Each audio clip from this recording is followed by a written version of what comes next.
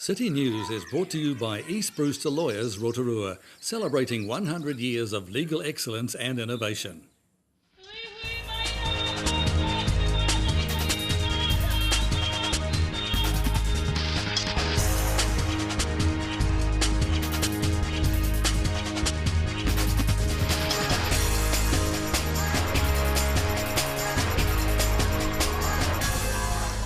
Good evening, Rotorua. Tonight on City News.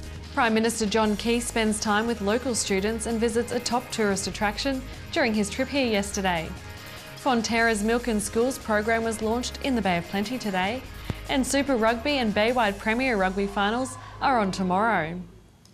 Prime Minister John Key had a busy day in town yesterday, talking with students as well as visiting a couple of our top tourist attractions. At a visit to Boys High, Mr Key had question time with students, and at Agro Ventures he took part in celebrations marking a major tourist venture development in India. Agro Ventures Managing Director Peter Kossi told a gathering of dignitaries that the company's expansion into India has been 4 years in the making. 4 years ago we took the decision that we wanted to focus on India.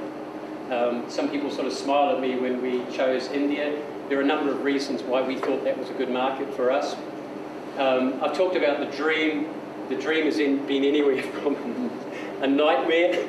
I've wanted to pull my hair out dealing with India through to, we've been crying with laughter and had the most amazing experiences there.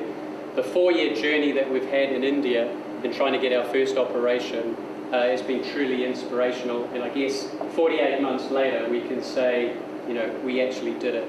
And it's a big thing for us. We are only a small company.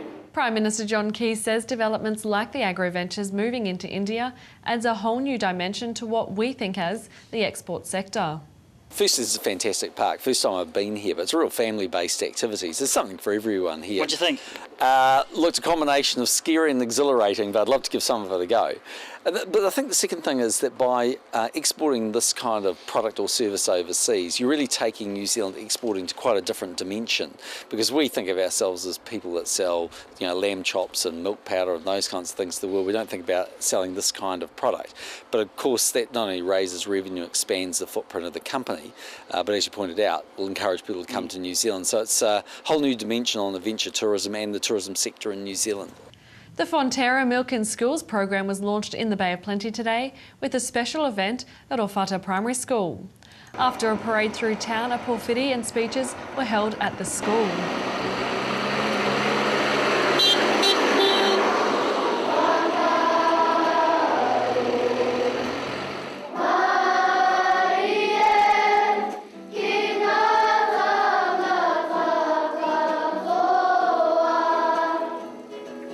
This is cool here today. This has been an amazing occasion, a lot of fun, but also quite significant in terms of what's happening. It's been an amazing day. We started it on farm this morning very early, calving time, so feeding the calves, and then we've planted trees on farm. Then we've been here at Orwhata School, which has just been a fabulous warm welcome.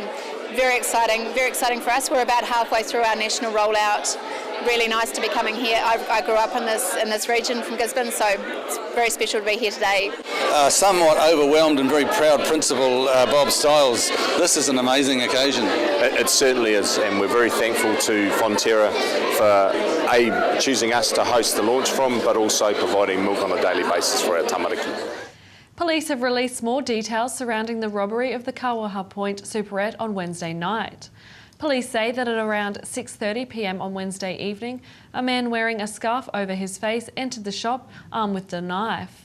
He was given an undisclosed amount of cash before running off behind the shop.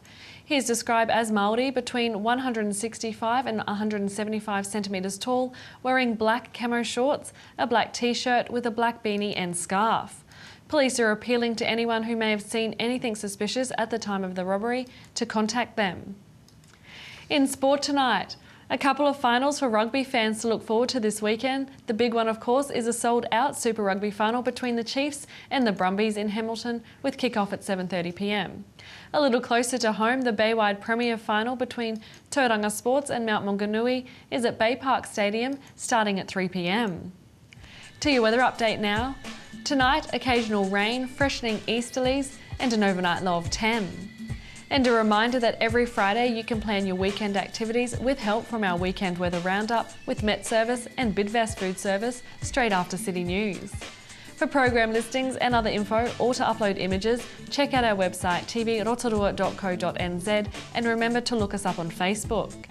Still to come in tonight's program, we hear about the plans for Eat Street with RDC Inner City Enterprises Manager Nick Dallymore. Emidia Severe talks with Ellie Painter from St Chad's, and we're at last Friday night's Luminite Extravaganza.